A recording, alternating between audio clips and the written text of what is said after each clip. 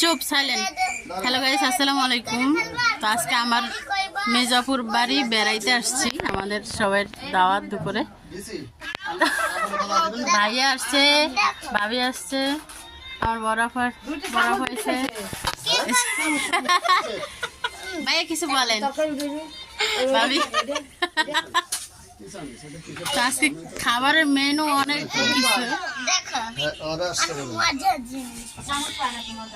এটা রোস্ট, মুরগির মাংস, চিকেন রোস্ট, ভাজি, গরু মাংস, ইলিশ মাছ, এটা সালাদ, আর এই ভাত, আর এটা পোলাও, আর এটা কি সিমের বিচি।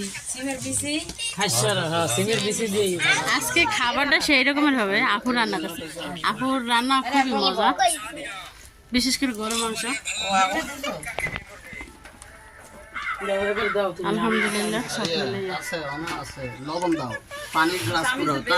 আমরা এখন খাওয়া শুরু করবো।